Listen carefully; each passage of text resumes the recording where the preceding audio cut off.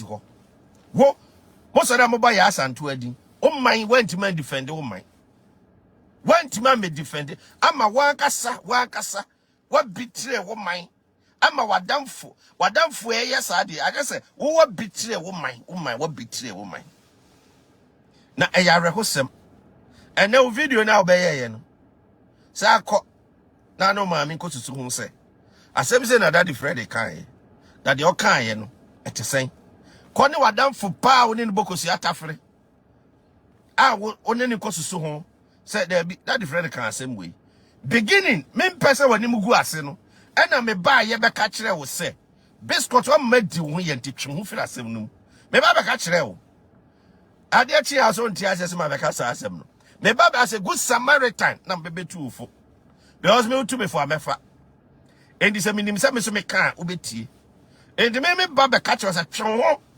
because they did ko wani begu ase. Let me tell you sa branche na wo di otumfo atem no and you be bet medina them forever na. I am telling you, Mesha said di go akwan mu no.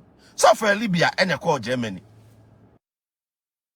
Okoshe Belgium by Germany. Oko legal way and one call legal way. Mesha said di go akwan mu. Ye make sure say ninsem bia waka bia no. Ye de ninsem eko e de akoma emrem amamara ne nadi.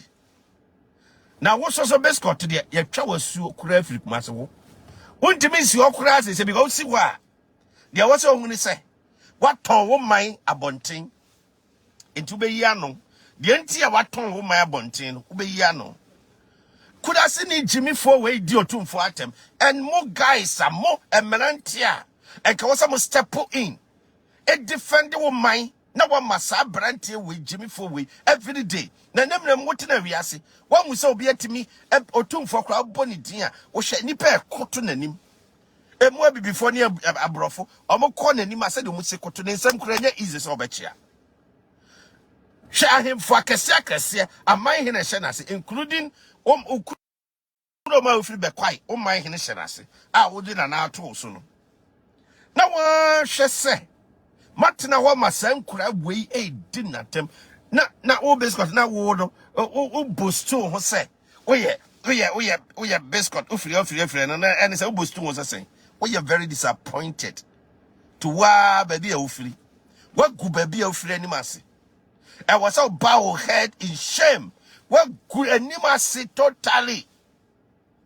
wa gu wo man animase na on hwe ade bi ho a ho ya na obinom sorry a omo sorry a ohu omo keka de omo de na no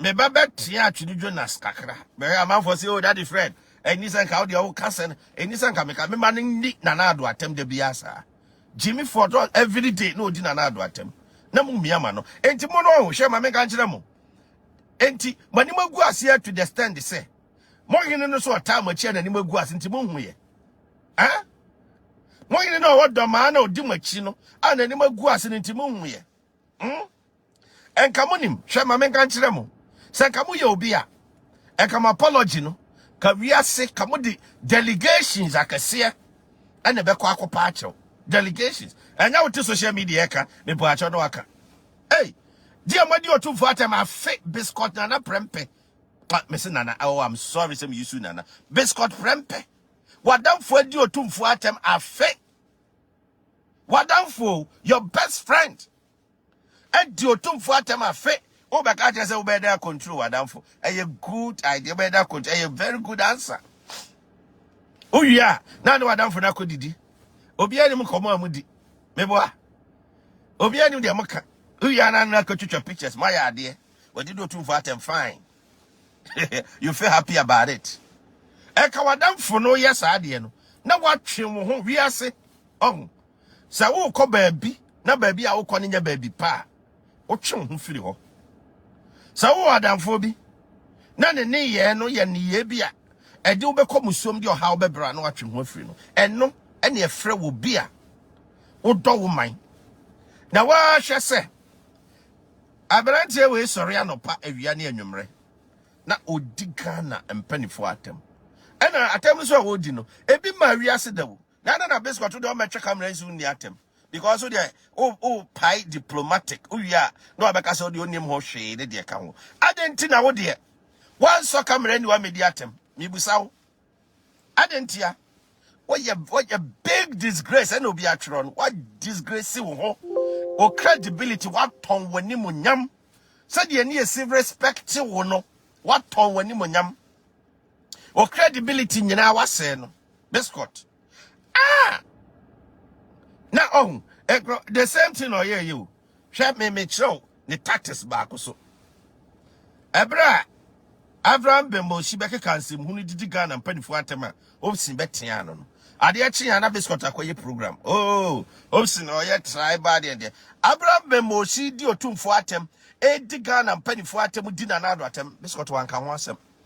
We are also try now we use to sasem no because of my agenda. My agenda see him. My agenda mu ye bia yenim. Enye obi na beka ache we know what you are doing. But now wo de now was saying we are very circumspect kakra. We are very careful. Ewo eniema na ekom no because omo de hu bewura mama woni magu ase. Say o video na we ye ba yi. O video yi.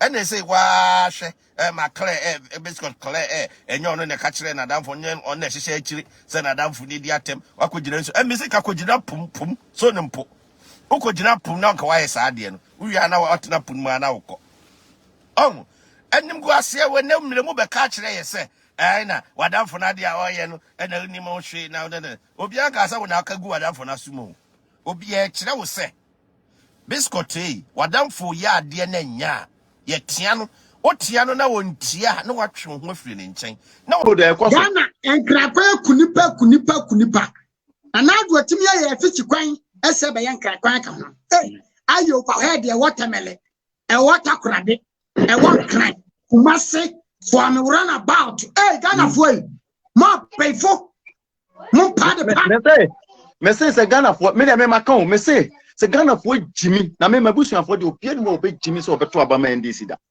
me ko me maka je Ghana for Jimmy me meti abrochire o kakra o benya didi de o benya na ebia na wo ma meti akwawe so wo na ho be kire wo wo to wanom enkwase asem amanfo di ni nyina no a o mudi hye papa no enka wo Captain Smart ni wo katachie so wo free efie pa wo di hina nye Jimmy ene poli ene wo da V8 mu wo nya ska wo hia de to V8 ofui okatachie na ubegya ono na wokasatia na edi na nado atem ya because omuni aim get omuni aim ni say imbuma as hwan de o South Africa no ebra wo sole ya na wo ye face the country na wo kasa no utimi say na o ma solution wo twen ye magu pipa so e de koda parliament e de na face the country for no etimi first day enye Jimmy ni nsamamu ene krono ni ankofo obutia broche sika no mko bia ye kodi ya Malema dina na obo Malema South Africa. Yeah, Malema.